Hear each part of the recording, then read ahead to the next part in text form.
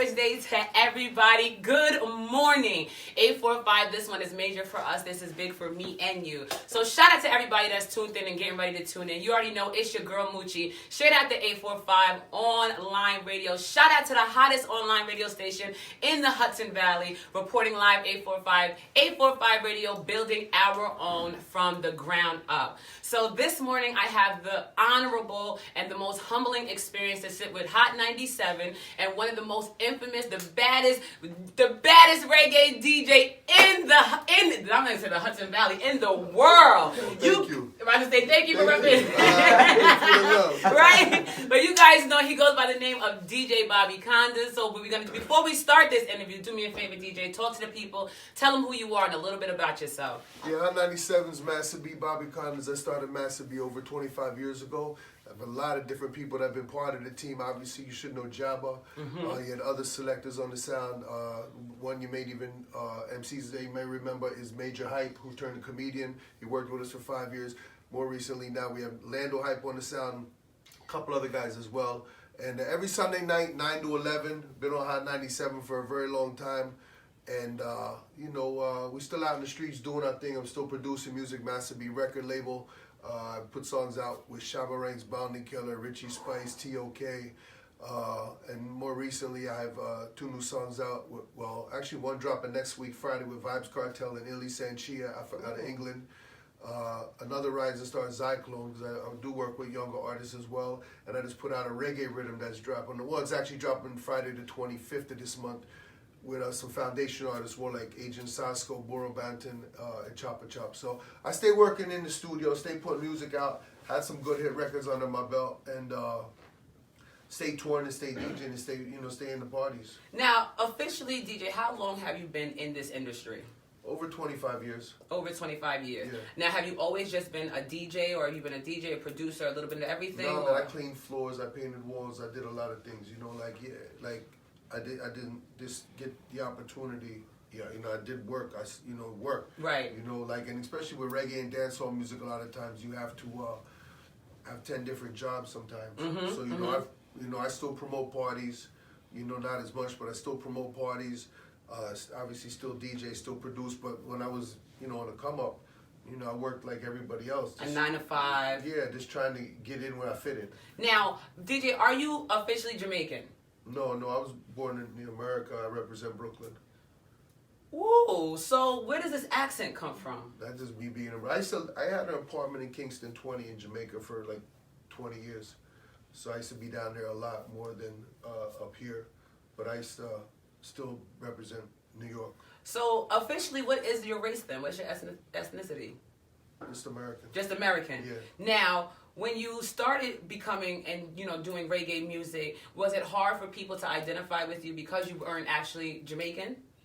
Well, just through my passion and love for the music, I just was always going to dances, and I did some good studio work. Actually, I bust more even as a remixer, maybe as a producer, than before Massive B bust per se, as before the sound system bust. Right. Because I was already known as a street DJ as Bobby Konders. I even produced some house music. Okay. You know what I'm saying? Back in 1990, and some reggae hip hop music I did for Super Cat and some other Jamaican artists still. Right. But I was already known as a DJ, but I started my sound system, like hardcore Jamaican sound system. Now, obviously, I wasn't the MC. I recruited Jabba. Right. And he's younger than me still. He was working in a record store, and we connected, and we started that around 93. 93. Yeah. So now, you used to be in the industry over 20 years. Coming into 2019, you hear all this new music coming out. What's your stance as a DJ on this new music that you're hearing now? Well, see, one thing with me is a lot of older people from older generations, you have to learn to move with the times. Music is a youth-driven business. Now, I might have been into, say, Barrington Levy or Super Cat, Ninja Man, Bounty Killer, Beanie Man. Now we're in the era of the Alkalines, the Movados, the Vibes Cartel, the Popcorns. So as a selector and a DJ, you have to be able to move with the times and play for younger generations and not bash the younger generations for what they enjoy and love. Because probably as a youth, what you loved, your mom thought was crazy. Right. So forth and so on. And then as we get older, what we think our kids Well, love, exactly. it'll become crazy. Same. Like my son's like, you know, like even my daughter is, you know, is 22 and she likes, you know, she was telling me about Kendrick Lamar a couple of years ago and. You know, Joey Badass, and this one and that one, and my son likes Triple X and Tentacion or like 6ix9ine, right, with colorful hair, and I'm like, damn, you know what I mean? But you know what I'm saying? Right, you still have to understand. You know, and when I DJ and we do Fire Sundays every Sunday in Brooklyn, I mean, you know, we gotta pay. You know, you have to play music relevant to the 20-year-old as well as the 30-year-old. Absolutely. 35-year-old that still come to the party. So you have to, like the number one thing I try to tell DJs is, look at your crowd. Try to identify your crowd. Is it a teenage crowd? Is it an early 20s crowd? Is it an older crowd? Right. Is it a 30-plus crowd? Because then you're gonna know the music to play for them. Right. Don't play for yourself. It ain't for you. They're hiring you to entertain them. Absolutely. Let me ask you this question, DJ Bobby. As a DJ and being over in the industry for so long, obviously the treatment and the time has changed. So people may say the DJs don't get the respect that they used to get back in the day as they do now, or back in the day as they do now. What I would say is DJs have become, the craft is a little, kind of been devalued. Okay. Because back in the day, we would have to go dig up the records, go spend the money. Now you just go to your computer and download it. So everybody that maybe has a laptop, it's so much easier to be a DJ. Mm-hmm. Things in life are easier, kind of. Right. You know, people don't have to, like, I used to be in Jamaica producing songs. I'd bring them back to Brooklyn and mix them, or mix them in Kingston, press the 45s, actually press the record in Jamaica, or I'd wind up coming home, pressing it in a record presser plant in Tennessee or Pennsylvania, getting it shipped to me, and then have to distribute it from my car. Because it was my label. Right. So it was on hands. Like, I don't know if you know Richie Spice, In the Streets is Getting Hot, or TOK. Yes. Some of these hit songs, I distributed myself from my car. Oh, wow. You know what I'm saying? Okay. Whereas today now, but you reap the rewards. Right. Because there was a greater markup in value for what you were selling the product for. It's very grassroots, though. Most people never did that in America.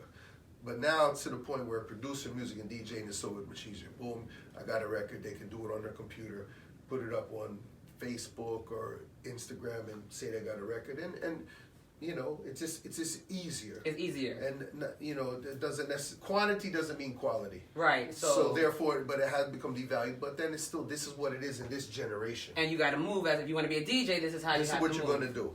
Now, as you know, DJ, I come from a region called, we call it the 845. Upstate, where it's great, baby. That's what you know.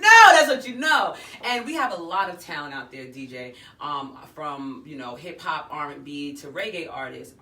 So a lot of these unsigned, you know, upcoming artists are having such a hard time breaking their records. So as a DJ, what advice could you give local artists? Well, I would just say artists in general. You have to realize, in the NBA, there's 440 players. How many kids in America are playing basketball? Right. Millions.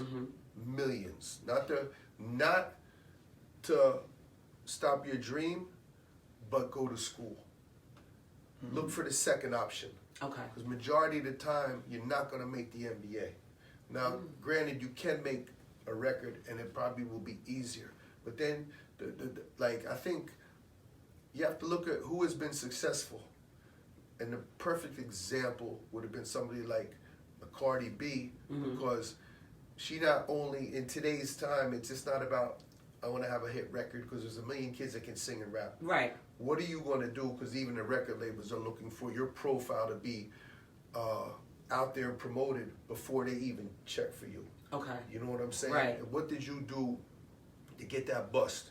You understand what I'm saying? And there's so many ways now, just with the press of a button, your social media, what can you do to draw attention? It's not the most talented people to get the bus. It's the people that do sometimes the most fuckery. Right. You know, just to make that break the internet type of thing. Right. You know, but I mean, you could look at, there's another good example. You have an artist out of Newburgh, Partisan Fontaine. Absolutely. Who this kid been doing music for years, grinding, you know, and he's had success now because I guess when Cardi B was on the come up, he was writing for her. Right. And so forth. So he put his work in. And then, you know, he did get picked up, I guess, as a writer, and might have got probably a publishing deal, and he got picked up also as an artist now, right? You know, and he has a hit record, and he's on the grind.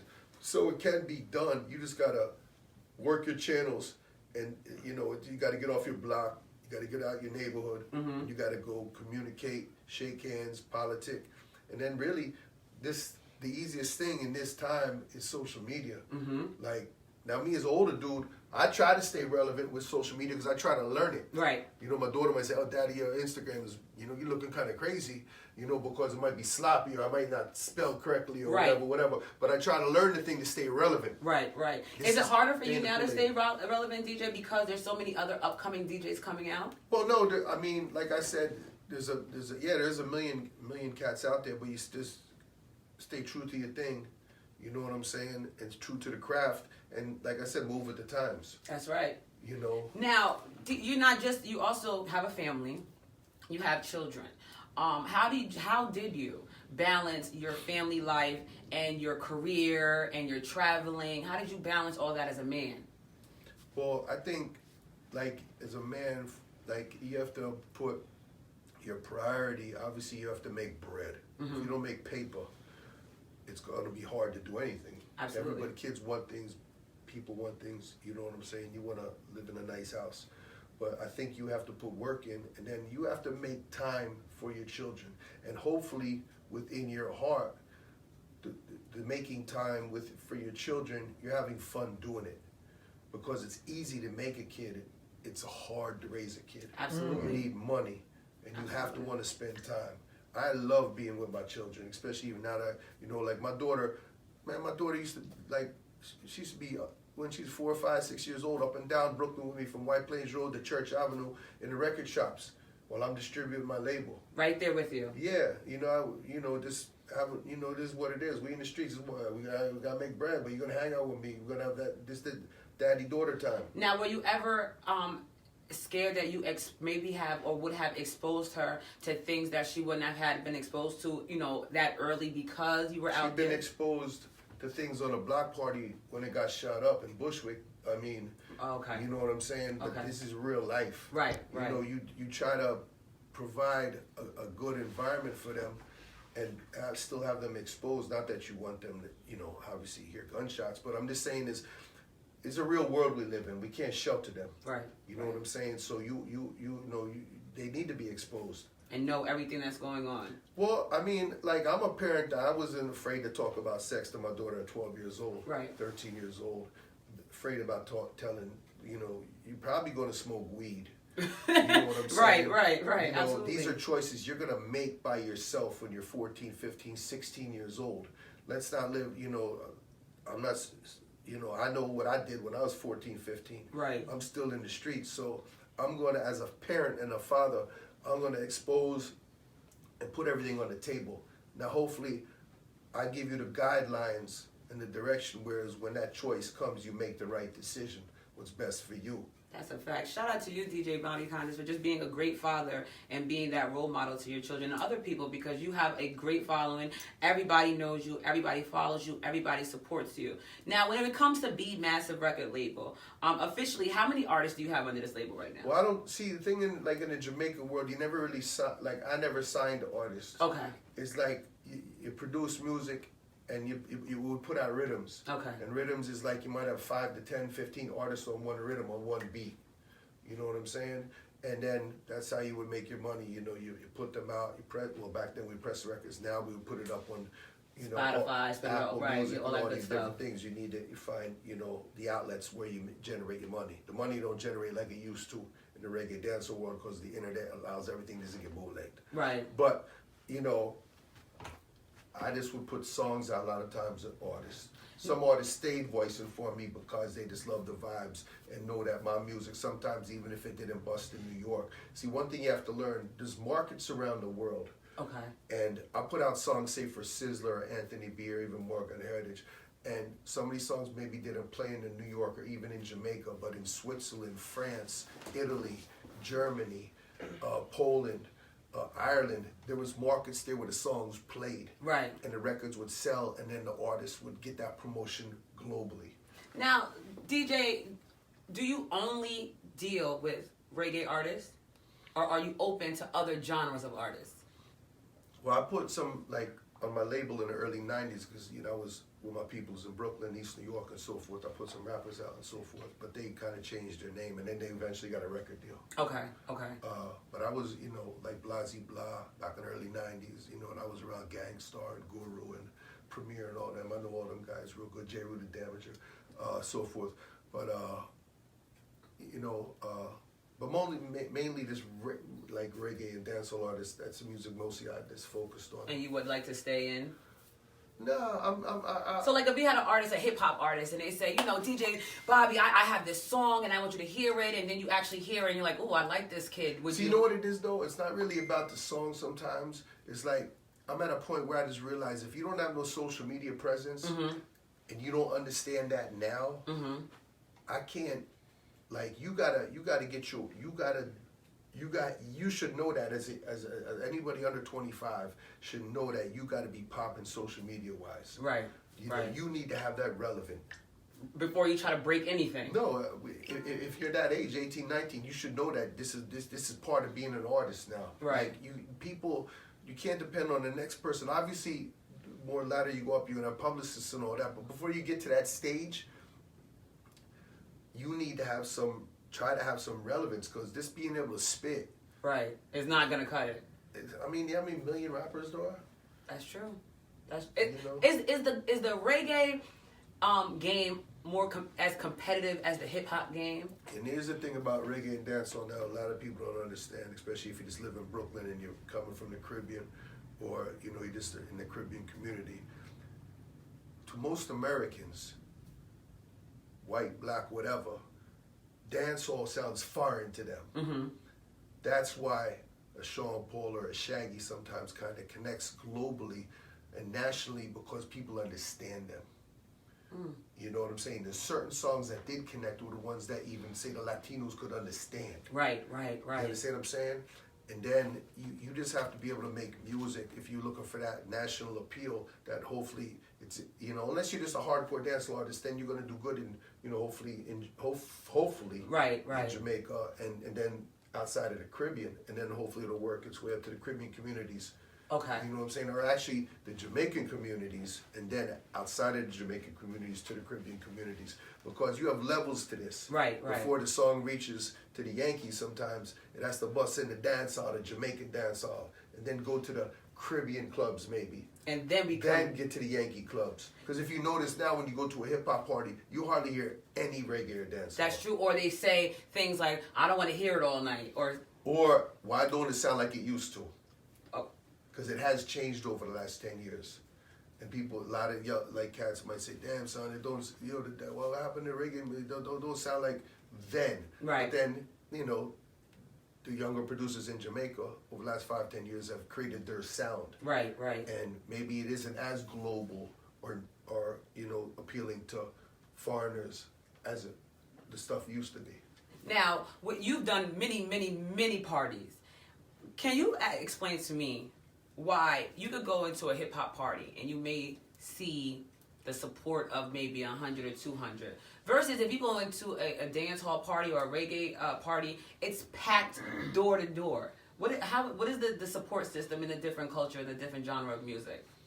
Well, I don't really know, like if you're referring to Poughkeepsie and Middletown and Kingston and Newburgh and them places, I think the reggae community generally supports itself, and then Americans may come. Right. Whereas maybe in the hip hop parties, I don't know if they promote to the Caribbean people as much. Right. Okay.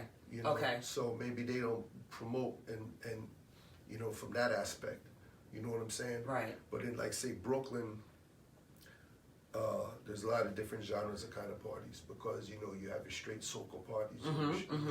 You know, like, I might get hired by a Haitian promoter, but then, they're hiring me more or less to play reggae dancehall. Still. Because they may have their own Haitian DJ. Right, that does the soca music and everything else. Or does the Haitian music, the compa. Oh, that's right. And then as well as, what's really infused now is the Afro beats. Okay. You know, and there's even a lot of African artists, because they hit me on social media and so forth, doing African dancehall. You know, and they've been so influenced. The Afrobeats artists, a lot of them basically really been influenced by Jamaican dancehall. Okay. It's really amazing, but you could talk to a lot of them and hear their slangs and hear the words they're saying and so forth. And it still sounds similar to Jamaican dancehall, or you know, obviously they have their dialect, but still, it's you could hear the swag where it came from. Now, DJ,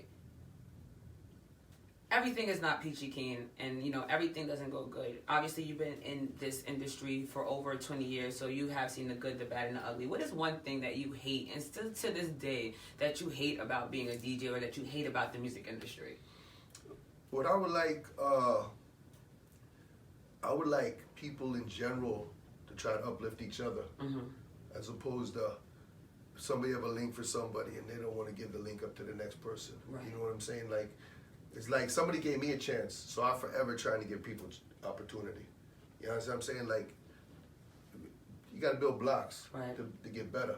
Now, how do you stay so humble and still, let me say, human in such a celebrity world? Because you know, when celebrities get us to a certain status or a certain level, it becomes they're untouchable, they're unapproachable, they're unspeakable. But then you have DJ Bobby Konders, who's still human, still lovable, he's accessible. How did you separate? I pride myself on being accessible, and I pride myself because I'm a regular person. I never got caught up. It's like my way of thinking is really different. You know what I'm saying? Like, I'm not a flosser. I enjoy, you know, man, I bun my weed, drink my Hennessy, whatever, but I'm talking about the whole diamonds. Right. Like, the whole diamond industry. I have an ideology and a way of thinking about that is like how they rob in Africa with the diamonds. And how certain countries or certain people are controlling that. And this how they, you know, they're robbing the countries and so forth. And it's just, like, to me, it's like a stone. Right. You know what I'm saying? And I never got caught up. I would, you know, with like nice things. Right, you know of course. What I'm saying? But I never got caught up in that, whereas, like, I always felt like as long as I've been in the game, I always felt like the next year could be over. Absolutely. So I just always felt like, well, I would rather have somewhere to rest my head. You know what I'm saying? As opposed to, I got a $50,000 watch, a diamond, and I got a nice car still, but you know, like, you know, I don't have a car, but damn, man, I'm paying fucking rent. Right, You know, regular stuff. You know, property is like, you know, property and leaving something for your children is more important than a material item. Absolutely. Let me ask you this question, DJ. Artists that are looking to approach a DJ about breaking their record, what would your advice be? Because I know it's not coming to the club and pass you a USB. Well, you should. Oh, you should? You should. Yeah, you should. And be assertive, but don't try to bat up somebody. Okay. Because sometimes cats feel like you're going to intimidate somebody. And that's the wrong approach, because the average dude ain't no punk, or he ain't going to take intimidation. So you be aggressive, but be respectful. Yo, fam, I got my flashlight. Wait till the DJ come off the set. Or even if you can approach him, you feel like he is approachable, talk to his man, can I approach him? Because, you know, some DJ might even take money to play your song in the club. Right. You know what I'm saying? Or so forth. Or, like, if somebody hollers at me a lot of times when I'm DJing or whatever, and we're in the juggling, the heat of the party, I don't want to be bothered. I'm ready to say, yo, fam, I got you, just let me finish my set, and I'll talk to you then. Okay. You know what I'm saying? So it is okay for artists to kind of run down on the DJ and do the best they can to make that connection. Well, I think if you're hungry, you need to. You need to. And just because, let me tell you something. From what I know, from them time till now, is the easiest part in the world as an artist is to make a record. That's true. That's easy. The hardest part is to get somebody to play it, and then hopefully somebody will buy it or stream it now, because now people are downloading music. It's more about streaming. You know, so that's the easy part. Just because you made a record, and just because you made 7 records, don't feel like they are obligated to play it. Now, obviously, there's payola going on in life, and this, that, and the other, this, that, and the other. Whereas if you got bread and you feel like you could finagle it and make it happen, do what you feel like you got to do. Right. You know what I'm saying? But that's the easy part, making music. The hardest part is somebody actually going to like it and play it and buy it, or stream it at this point. Stream it, yeah. Because from what I hear, streams are more important now than even, because downloads, people aren't downloading music, there's more streaming. Now, how long have you been at Hot 97? Long time. Long time. Long time. I mean, Flex linked me because I knew Flex before he was really big Funk Master Flex. Well, so sidebar. He brought me over. Sidebar: is he really the asshole that everybody thinks that he is? Not to me. Not to you. And me and him have always been good. You know what I'm saying? And I think a lot of times, you know, like cats are, you know, doing things just for the shock value. Right. But overall, he's a good dude. So you knew Flex. No, I know. I see him. Oh, still to this day? Yeah, because I'm on Sundays. Oh, that's so okay. I may go by the station for a meeting or whatever, or I might just go say hello. Okay. You know what I'm saying? But I'm not there that much. You know what I'm saying? But yeah, I mean, like a lot of cats you meet are good dudes. You know what I'm saying? It's just be the hype and the yeah. entertainment. Some of the things they might say that might piss you off, but it probably pissing the general public off more than he's even thinking about it. Right. He just said it, went home to his regular life, and we're still stressing about it. Yeah, because I think people get caught up in social media, like, you know, it's just like women. They're trying to catch the next woman. Walk easy, Bobby. Walk easy. No. I'm a woman. Walk easy. I'm going to keep it 100. Women look at the next, oh, I need that body there. Mm-hmm. As opposed to being natural, like, and loving themselves. I need the big fake booty, the fake titties, or whatever. Right. You know what I'm saying? Or I won't even get into the hair argument. So yeah, don't. I'm telling you, Bobby, there's certain things you don't want to do. Okay. I mean, but I just feel like you should love yourself, and you've been blessed with your own beautifulness. Well, you're in the industry, Bobby, and I'm glad you brought that up because you're actually in the industry. And in the industry, it looks like that is what is required because every woman that enters the industry, you see them change. Well, see, that goes back to me. Like, and you know, yeah, I'm pale, and you see, like, damn, this motherfucker. That goes part really to the European brainwashing. Okay. Of hundreds of years ago, of saying light is better, straight is better, narrow is better, thin is better. When you've been blessed with a certain look, and that's your look, and that look may have come from Nigeria or Sierra Leone or wherever your people are from, the Caribbean or wherever. Mm-hmm. You understand what I'm saying? And not that there isn't pretty European women or styles, but it's like, you have to understand, like, people been conditioned, even to this day, subconsciously people are conditioned to think that certain things are prettier and better. Right. And they do it unconsciously, whereas it's like they just, a lot of times, don't even are aware of that they're doing it. So that, you know. I'm just saying is you can wake up natural and have natural hair. If it's like, I told my daughter, you know what I'm saying? You don't need to go to the hair salon and get your hair straightened or whatever. You can naturally curly hair. Right, so be natural, embrace it, enjoy it, and work it. Why not? Mm-hmm. You know what I'm saying? What is your preference of women? Beautiful woman. So you know, I like shape. I like, you know what I'm saying? Dark women. Oh, I mean, black, whatever. I mean, you know, my children come from two different women. You know what I'm saying? Okay. You know, but yeah, I mean, I've dated women, light skin, light, you know, like the door, and dark, you know, black like the speaker. I mean, you know, I don't like, oh, I gotta have a caramel. Red bone, big booty, none of that. Well, I mean, we like that, but I'm still saying. But I'm saying, you know what I'm saying? Right. Like, I've never been one that dwelled on certain lighter is better. Right. You know what I'm saying? And you never put the dark against the light type situation. No, I was, you know, not to me. You know what I'm saying? Women is women.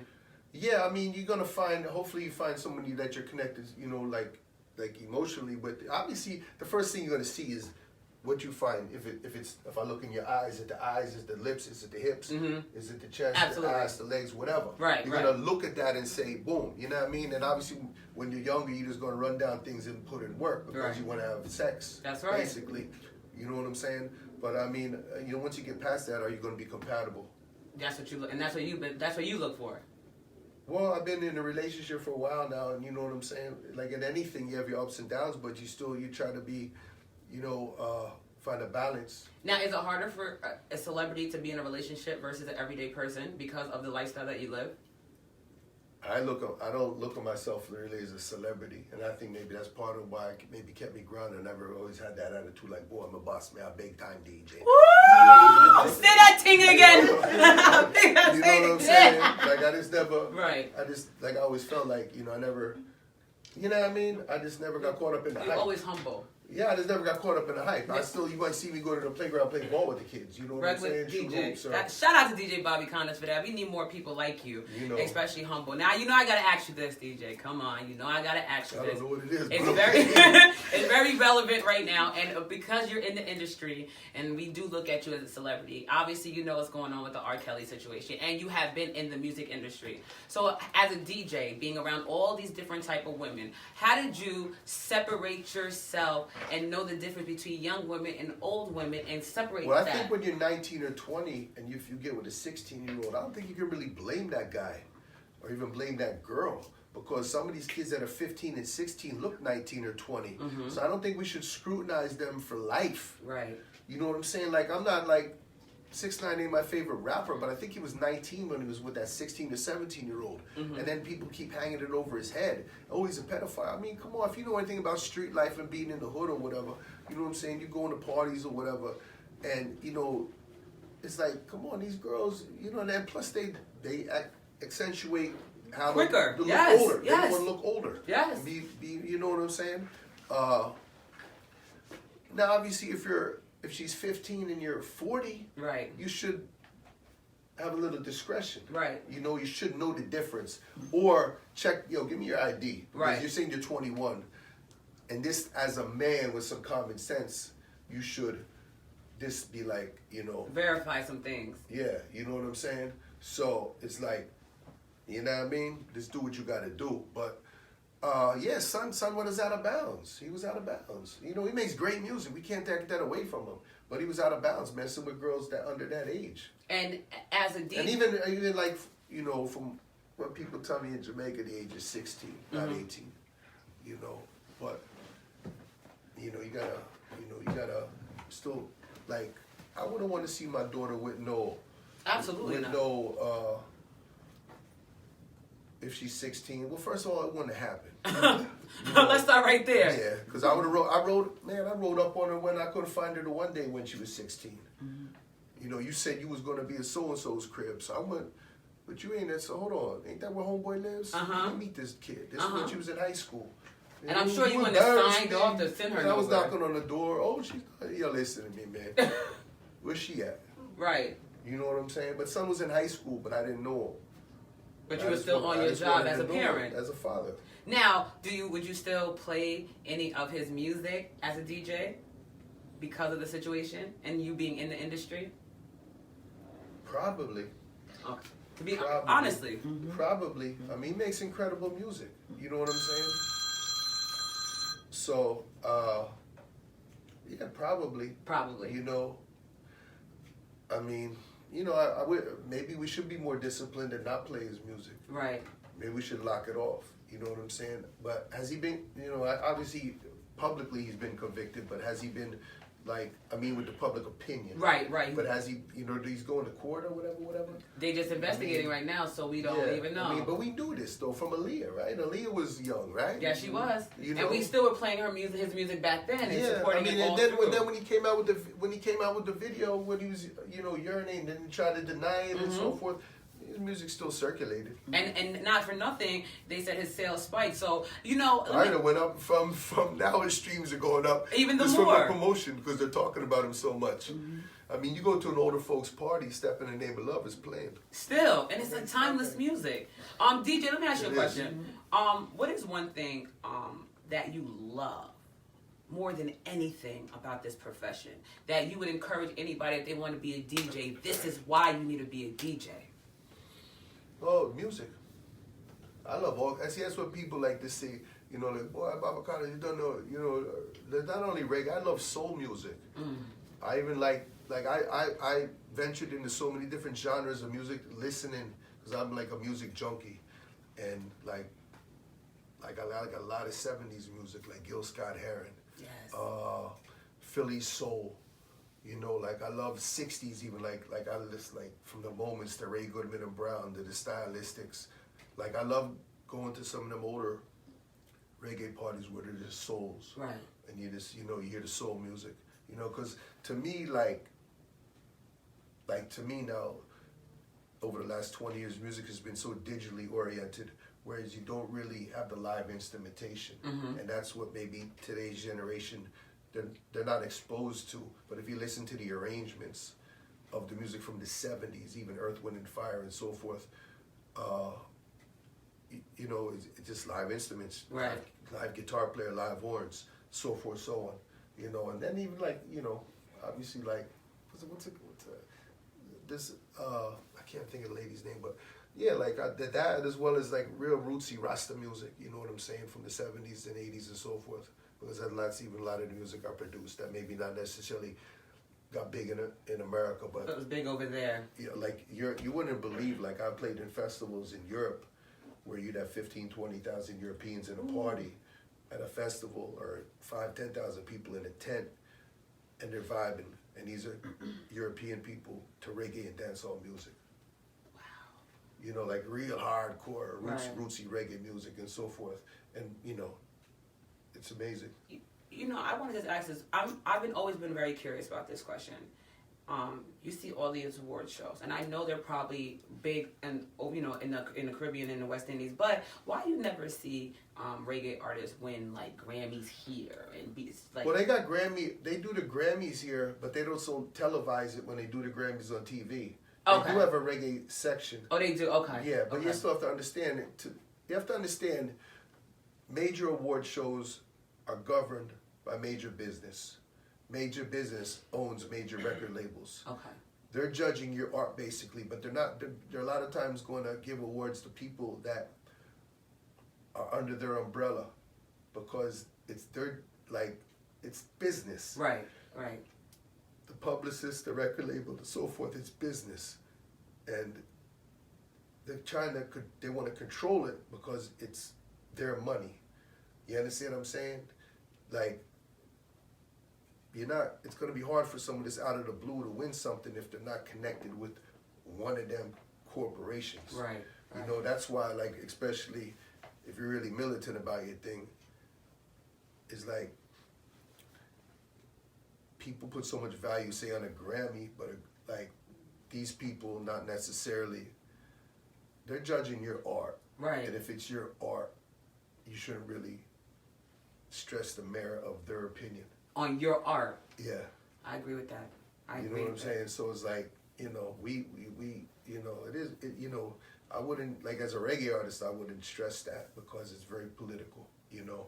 And come on, your best rappers a lot of times, if you're talking about the art, are the ones that don't have the record deals. That's true. That's true. These guys that maybe have the record deals have the best social media following, or, you know, they make good records. Commercially accessible records that got a lot of streams. And that's it, and that's all. That's just a whole nother argument. You know what I'm saying? A whole other conversation. You know, obviously you want to do things and you want to be able to provide for your family with the accolades will help your value. Right. Because that's how you get paid. You know what I'm saying?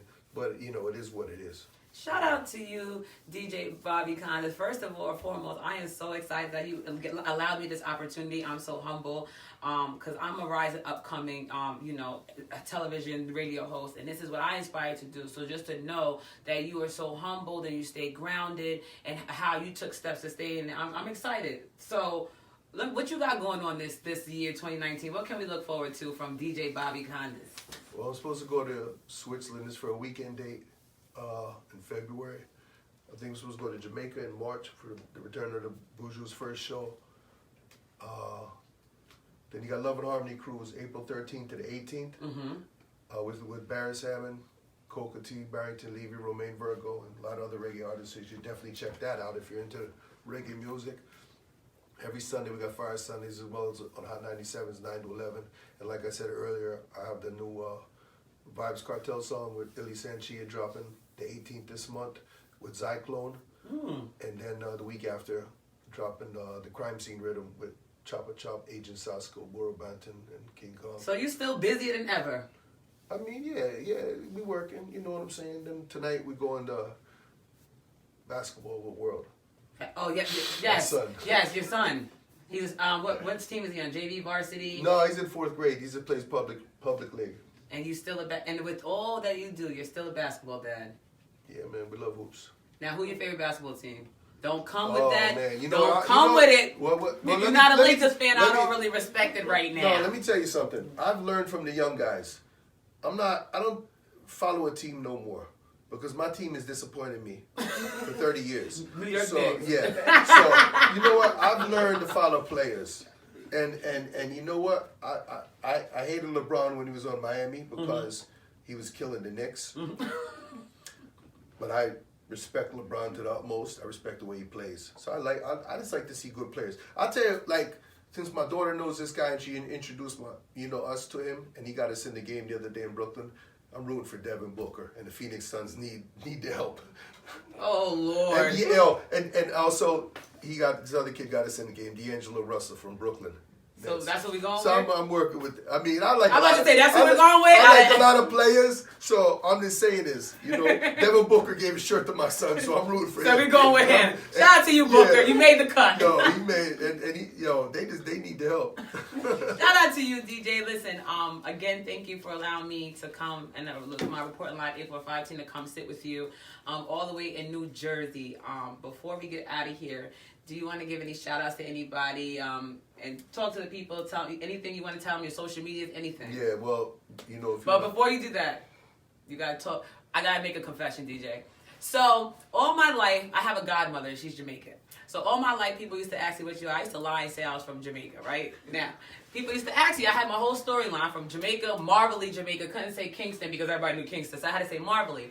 So, last night, I called my team. I was in the mirror trying to get my accent right, but it wasn't working. So, I was like, pick up yourself. And I said, no, it didn't work out. Wagwan, no, it didn't work out. So I was really trying, but I couldn't even come here and lie to you because I'm straight Yankee. So I didn't want to disappoint the people. If you don't have American people enough for the Caribbean parties, the parties would be a lot smaller. So one thing we have to, I think if everybody could learn to support each other's parties. That's all. More people, more money, more options. Well, you got to talk to us in the patois and be very loud because we need it here. Look at them. They're ready for it. Like we on the radio. Well, that's more Jabba than me, but you don't know Master B family, Bobby Konders, loud in the streets, global, worldwide. Get at me on Instagram, Bobby Konders with a K, Konders, as well as all the other social media platforms, and just love in the streets. Thank you so much, DJ. I appreciate you. Listen, you guys, this was live in New Jersey, New York. Reporting live 845, straight 845 radio with Miss Moochie herself. Miss Moochie. Make sure you know something. You know where I got my name from, right? Tell me. You're a Knicks fan. Remember Moochie Norris? He went from the Rockets, used to play on the Knicks. You talk about a no-name player. I say, how'd you get, what, that's your cousin? No, my dad was a Knicks fan. That's your dad? No, but he was a Knicks fan, and then in '87, that was one of his favorite players, he said. So that's how He could have chose Bernard King or somebody we knew. Patrick Ewing? Wait, I thought I had a legacy. Well, thanks, DJ. With that being said. No, you sure they... Oh, that was Mookie that played for the Mets. No, yeah, Moochie Norris, he was on the Rockets, and then he crossed over to the Knicks. He was all right, he wasn't... he was on the bench a lot, but he was there. He had on the... Pick up your pops. That's how the DJ Yo, Bobby. I ain't mad at him. He likes the Knicks, right? A lot of people like the Knicks. A lot of us are very, very frustrated. I know, poor thing. I hope we can get Zion Williamson next year. But thank you again so much for this opportunity, DJ. Of course, we wish you well. I definitely will be following you, looking for some of your events. Please don't forget Moochie, because I might be on one of them. Like, hi, DJ, it's me. No, so good. I remember you upstate. We talked. Oh yes, at 51st Street when you killed it. But again, thank you so much, DJ. I appreciate you. Love. Make sure you guys follow DJ Bobby Konders every Sunday night. 9 to 11, correct? Hot 97. Hot 97 every Sunday night, 9 p.m. to 11 p.m. Make sure you guys tune in and listen to the best reggae DJ in the world. Follow him, show him love. And again, thank you to his beauty, Mimi. I love her. She is the one who put this together. It's great to have a connection, a relationship with great people. You never know the opportunities that you get. So I salute her and honor her and gracefully thank her for this opportunity. And make sure you guys tune into Reporting Live 845 Monday through Friday, 6 at night to 8 at night. And make sure you guys do what I say every night. Get involved. There it is.